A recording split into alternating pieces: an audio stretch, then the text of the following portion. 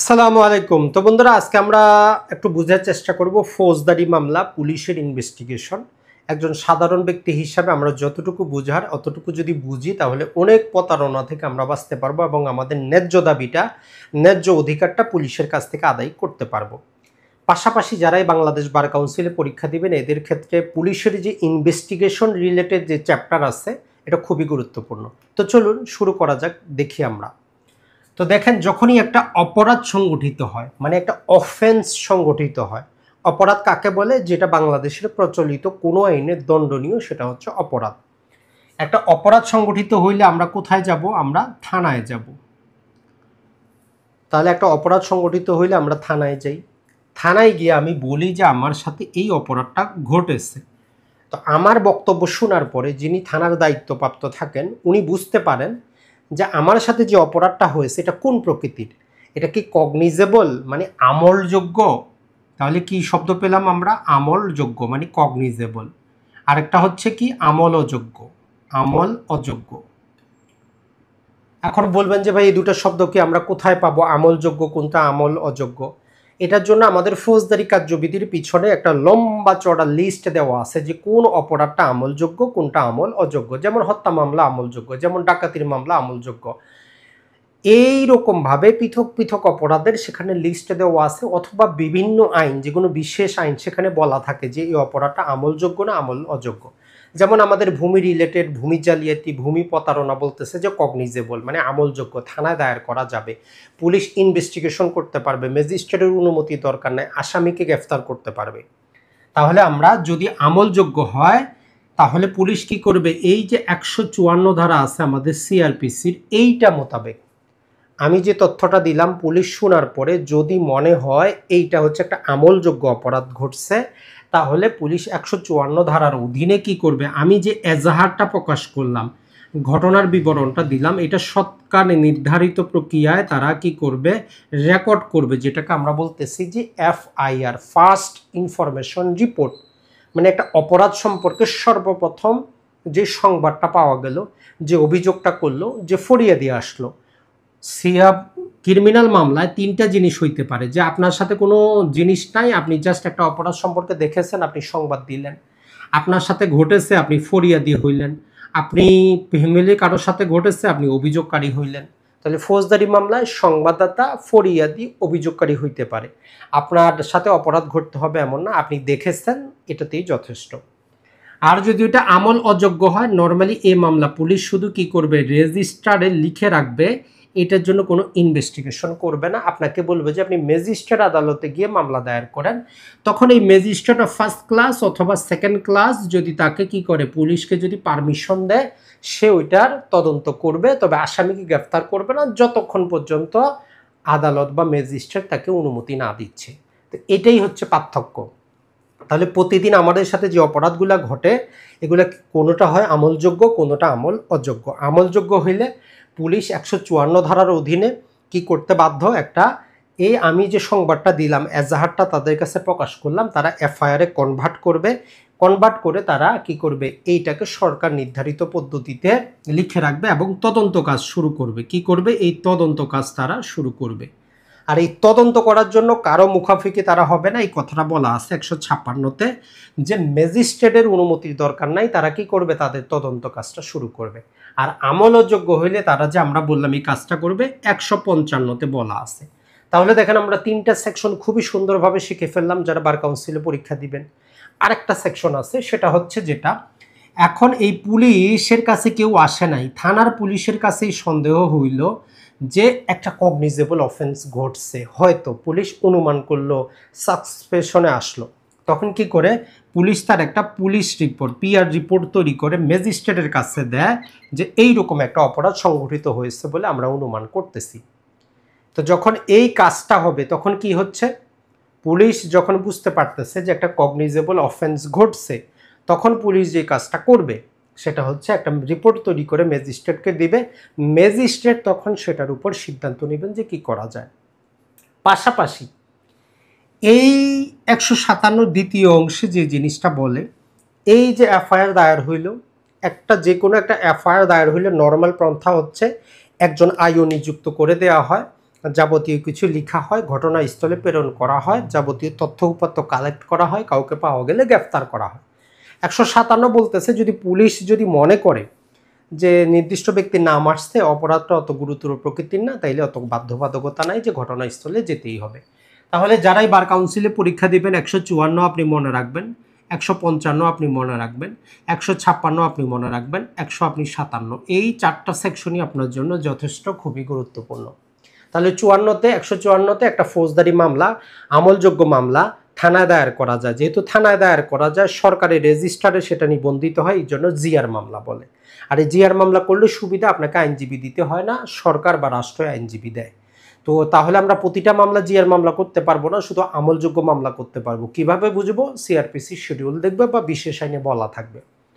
এরপরে যদি আমল অযোগ্য হয় 155 দিনের কার্যক্রম, আর 156তে পুলিশকে ক্ষমতা দেয়, 157তে পুলিশের সন্দেহ হইলে পুলিশ একটা পুলিশ রিপোর্ট তৈরি করে ম্যাজিস্ট্রেটের কাছে পাঠাবেন।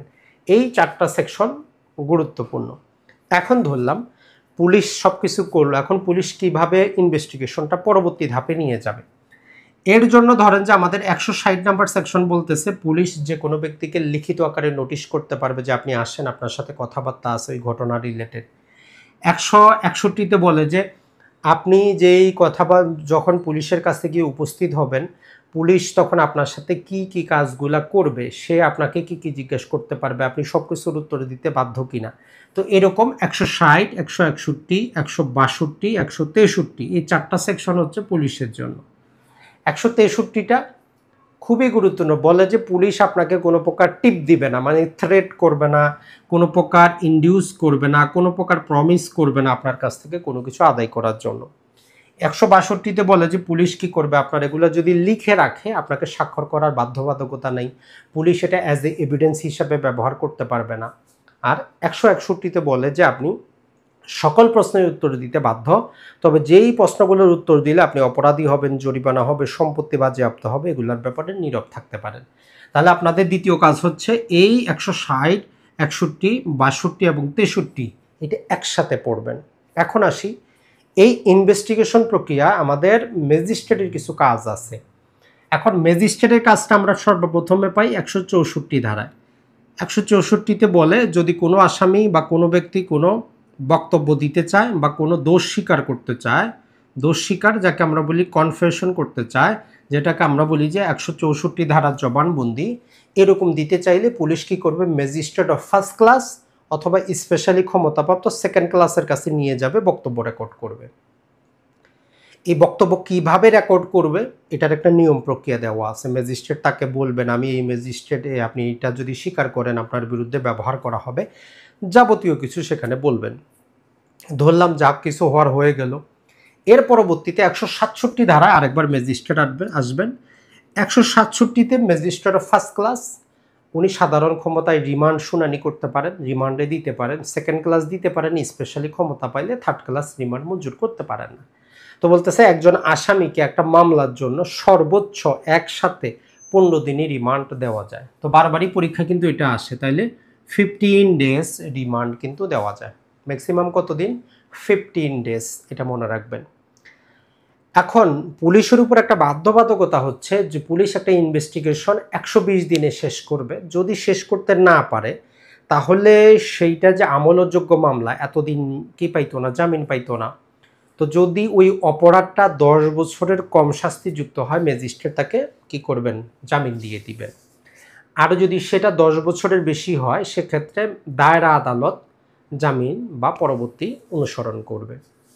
তাহলে 167 আমাদের জন্য কিন্তু গুরুত্বপূর্ণ, বুঝতেই পারতেছেন।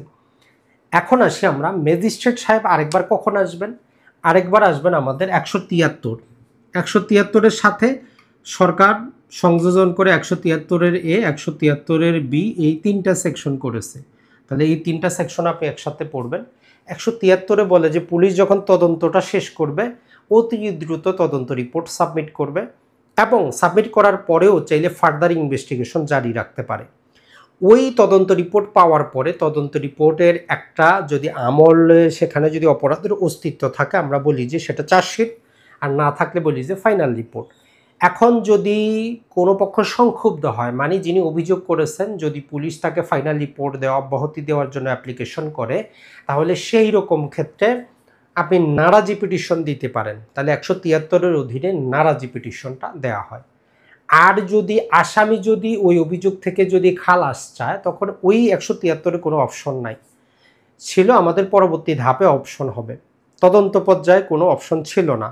তো এই জন্য 173-এর এই সরকার যুক্ত করে দিয়ে প্রথমে বলতেছে যে তদন্ত চলাকালীন সময় রিপোর্ট জমা দেওয়ার আগেও তদন্ত অন্তর্বর্তী তদন্তকালীন রিপোর্ট সাবমিট করা যাইতে পারে, এবং ম্যাজিস্ট্রেট যদি দেখেন কোনো আসামি অপরাধী না, তাকে ডিসচার্জ করতে পারেন।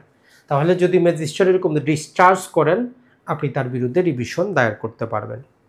ধরলাম 173-এ কাজটা যা হওয়ার হয়ে গেল। এরপরে 173-এর বিয়ের মধ্যে মূলত যে কাজটা বলেছে যে পুলিশকে বলতেছে যে আপনি কি করবেন, 60 কর্মদিবসে 16 ওয়ার্কিং ডেজের মধ্যে তদন্ত কাজ শেষ করবেন।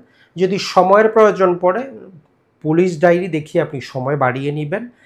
আর যদি এর মধ্যেও না পারেন, তাহলে আদালত তার মতো করে অন্য কোনো সংস্থার মাধ্যমে তদন্ত কাজ করতে পারবে। আর যদি আদালত দেখে যে আসলে আপনি ইচ্ছাকৃত আপনি ডিলে করতেছেন, তাহলে আপনার বিরুদ্ধে কি করতে পারে, এটা পেশাগত অসদাচরণ দিয়ে বিভাগীয় ব্যবস্থা নেওয়ার আদেশ দিতে পারে। পাশাপাশি 173-এর বিয়ে বলতেছে যদি কোনো পুলিশ অফিসার তদন্ত কাজে যাকে অপরাধী করার দরকার ছিল তাকে না করে, কোনো সাক্ষীকে যাকে জিজ্ঞাসা করার দরকার ছিল জিজ্ঞাসা না করে, কোনো এভিডেন্স যেটা নেওয়ার দরকার ছিল যদি না নেয়, এটা আমরা ধরে নিব একটা পেশাগত অসদাচরণ। এইটার জন্য তার বিরুদ্ধে বিভাগীয় ব্যবস্থা নেওয়া যেতে পারে। এর পাশাপাশি আমরা এই যে গুরুত্বপূর্ণ কয়েকটা সেকশন দেখলাম, এর পাশাপাশি পুলিশের কিন্তু তদন্ত কাজে আরও স্পেশাল কিছু ক্ষমতা আছে। কেমন? পুলিশ কি করতে পারে, 165-র অধীনে যেই কোনো জায়গায় তল্লাশি করতে পারে। 166 বলতেছে যে তার এখতিয়ারের বাইরে গিয়ে ভিন্ন এখতিয়ারও তল্লাশি করতে পারে। এরপরে 169-এ যেটা বলতেছে 169 যদি দেখে যে অপরাধের অস্তিত্ব নাই, আসামিকে বেল দিতে পারে, জামিন দিয়ে দিতে পারে। 170-এ যদি দেখে যে অপরাধের অস্তিত্ব তো আছে কিন্তু অপরাধটা বেইলেবল, জামিন দিয়ে দিতে পারে, পুলিশই পারে। এরপরে 172-এ আমরা পাই যে একটা পুলিশ ডায়েরি বা কেস ডায়েরি মেনটেন করবে একটা মামলার A to Z যাবতীয়, কখন কোথায় কিভাবে কি তল্লাশি করলো কি পাইলো এই রিলেটেড। তাহলে এই হচ্ছে টোটাল আমাদের পুলিশের ইনভেস্টিগেশন রিলেটেড যেই সমস্ত জিনিসপাতি আছে সেগুলো। জাস্ট তাহলে এখান থেকে গুরুত্বপূর্ণ যে সেকশনগুলো আপনারা ভাইবার জন্য, লিখিত পরীক্ষার জন্য, MCQর জন্য আপনারা পড়বেন, সেগুলো জাস্ট একটু মার্কিং করে দিতেছি বার কাউন্সিল পরীক্ষার্থীদের জন্য। আর আমাদের সাতকাউন অ্যাডভোকেসি চলতেছে, যারা এডমিশন নেওয়া নিতে পারেন, ম্যারাথন কোর্স চলতেছে, ডিসকাউন্টে মাত্র 3000 টাকায় আপনি পাবেন। আমাদের ক্লাসগুলো শনি সম্বুধ রাত 9:30টায় জুম অ্যাপসে হয়। আমাদের হোয়াটসঅ্যাপ নাম্বার যেটা দেওয়া আছে 013189711982, এই নাম্বারে যোগাযোগ করতে পারবেন। তাহলে গুরুত্বপূর্ণ হচ্ছে আমাদের 154, এটা অবশ্যই আপনি পড়বেন। 155 এটা আপনি অবশ্যই পড়বেন। এরপরে যেটা হচ্ছে যে 100 আমাদের 56, একটা হচ্ছে 157, এই 4টা সেকশন একদম সবচেয়ে বেশি গুরুত্বপূর্ণ, এগুলো আপনাকে পড়তেই হবে। পুলিশের 160-এর অধীনে নোটিশ দেন, 161-র অধীনে আপনার সাথে কীরকম আচরণ করবেন, 162-তে ওই রেকর্ডগুলো কীভাবে করবেন, 163-তে আপনাকে ভয়ভীতি বা টিপস দিবেন না। এই কম্বাইন জোড়াটা গুরুত্বপূর্ণ। এরপরে আমরা যদি দেখি সেটা হচ্ছে যে পুলিশ আরও কিছু কাজ করতে পারে। যেমন আমরা জানি 165-র অধীনে পুলিশ কি করতে পারে, নিজ জায়গায় তল্লাশি করতে পারে। 166-র অধীনে নিজ এখতিয়ারের বাইরে গিয়ে তল্লাশি করতে পারে। এরপরে আমরা জানি যে 169-এর অধীনে পুলিশ কি করতে পারে, বেইল দিয়ে দিতে পারে। 170-এর অধীনে জামিনযোগ্য মামলায় পুলিশ বেইল দিয়ে দিতে পারে। তাহলে এই প্যাকেজটা আমাদের গুরুত্বপূর্ণ। এরপরে যেটা আসি সেটা হচ্ছে ম্যাজিস্ট্রেট রিলেটেড। 164টা সবচেয়ে বেশি গুরুত্বপূর্ণ, 167টা আরও বেশি গুরুত্বপূর্ণ। 64তে জবানবন্দি, 67তে রিমান্ড। এরপরে আমরা এই 173 পাবো, আর 173-এর এ যেটা পরবর্তীতে যুক্ত করা হয়েছে এটা সবচেয়ে বেশি গুরুত্বপূর্ণ। আর এদের মাঝখানে পরবর্তী সংশোধনীটাও নিয়ে আসবেন 173-এর বি, এইটা সবচেয়ে বেশি গুরুত্বপূর্ণ। এই কয়েকটা সেকশন আপনি যদি একটু ভালো করে পড়েন অবশ্যই কমন পাবেন। পাশাপাশি আমাদের 174 এবং 176 দুইটা সেকশন আছে। নর্মালি যেটা হয়, যদি কেউ 174-এ বলেছে যে একটা ইনকোয়েস্ট রিপোর্ট তৈরি করতে হয়, মানে কেউ যদি আত্মহত্যা করে, কাউকে যদি কোনো পশু, কোনো মেশিন বা দুর্ঘটনায় মারা যায়, এটা আসলে পুলিশ আসে একটা সুরতহাল রিপোর্ট তৈরি করে, ইনকোয়েস্ট রিপোর্ট তৈরি করে যে আসলে স্বাভাবিক মৃত্যু কিনা, তার মৃত্যু নিয়ে যদি কোনো ডাউট সৃষ্টি হয়, তার একটা রিপোর্ট তৈরি করে স্থানীয় যেই দুইজন সাক্ষীর দ্বারা। তো এইখানে আসার আগে তারা এক্সিকিউটিভ ম্যাজিস্ট্রেটকে জানিয়ে আসে। আর 176-এ হচ্ছে যদি পুলিশ হেফাজতে কেউ মারা যায়, তাহলে ম্যাজিস্ট্রেট, এই যে এক্সিকিউটিভ ম্যাজিস্ট্রেট আছেন, উনি কী করবেন, অবশ্যই ইনকোয়েস্ট করবেন। পাশাপাশি 174-এ যে পুলিশ যেই ওই যে আত্মহত্যা করলো, মেশিনে মারা গেল, বাঘে খাইলো, বনে খাইলো, এই জিনিসগুলার অতিরিক্ত হিসাবে অথবা এর পরিবর্তে উনি ইনকোয়েস্ট রিপোর্ট তৈরি করতে পারেন। পাশাপাশি যদি কোনো ব্যক্তিকে দাফন করা হয়, 176-এর সাবসেকশন 2 অনুযায়ী কবর থেকে লাশ উত্তোলন করে মৃত্যুর কারণটা উনি কনফার্ম করতে পারেন। তো আশা করি যারা বাংলাদেশ বার কাউন্সিলে পরীক্ষা দিবেন, আপনি যদি এই ক্যাটাগরিতে একটু পড়ার চেষ্টা করেন, মনে থাকবে। আর যাদের মনে থাকে না, তাদেরকে আমরা আরেক প্রকার একটু বুদ্ধি শিখিয়ে দিই, একটু জেনে নেন। যেমন ধরেন যে আপনার কাছে এক মক্কেল আসলো। কে আসলো আপনার কাছে? মক্কেল। আসার পরে বলল যে আমার বিরুদ্ধে একটা মামলা হয়েছে থানায়।